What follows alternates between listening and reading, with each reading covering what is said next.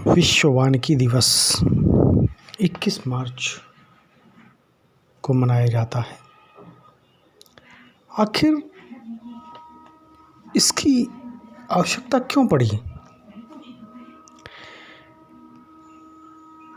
संयुक्त राष्ट्र महासभा के 28 नवंबर 2012 के संकल्प के द्वारा मार्च के 21 तारीख को विश्व वानिकी दिवस मनाए जाने का निर्णय लिया गया और 21 मार्च 2013 को पहला विश्व वानिकी दिवस मनाया गया था।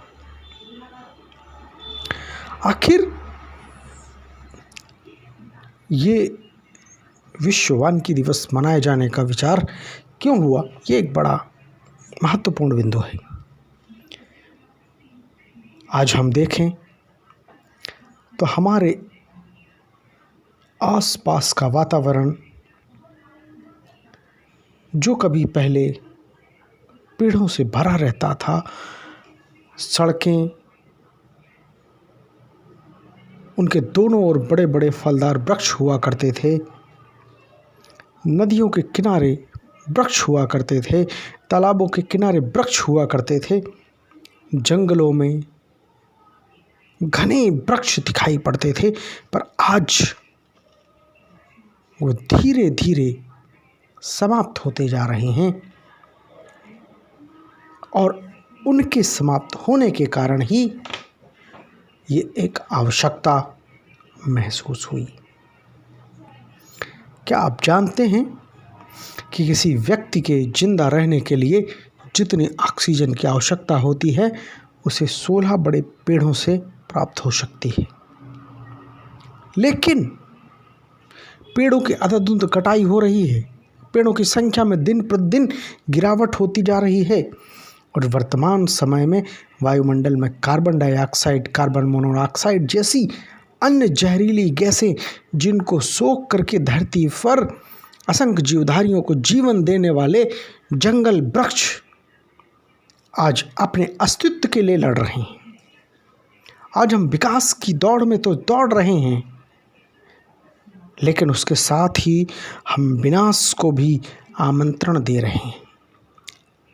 हम विनाश के पथ पर भी जा रहे हैं कहीं ना कहीं, क्योंकि हम प्रकृति को संकट की ओर लेके जा रहे हैं, हम इस पृथ्वी को संकट की ओर लेके जा रहे हैं,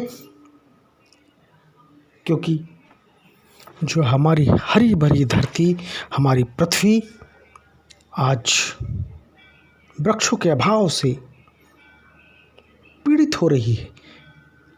वृक्ष घट रहे हैं दिन प्रतिदिन और आज भी अगर हम नहीं इस पर जागरूक हुए तो कल हमें इसका बहुत बड़ा परिणाम भुगतना पड़ेगा। यदि हम पूरे विश्व की जनसंख्या एक एक पेड़ ही लगाए और उसका पालन पोषण करें तो हम एक धरती को एक सौगात देंगे, हमारी पृथ्वी फिर से हरी भरी हो जाएगी। आज वृक्षों के नाम पर सो के वृक्ष, बबूल के वृक्ष, यूकेलिप्टस के वृक्ष लगाए जाते हैं। यदि हम वाकई धरती को बचाना चाहते हैं, प्रकृति को बचाना चाहते हैं और आगे आने वाली पीढ़ी को जीवन देना चाहते हैं तो हमें नीम, पीपल, बरगद और भी औषधि वृक्ष, फलदार वृक्ष, जो लंबे अरसे तक रहने वाले वृक्ष हैं, उन वृक्षों को लगाए जाने की आवश्यकता है।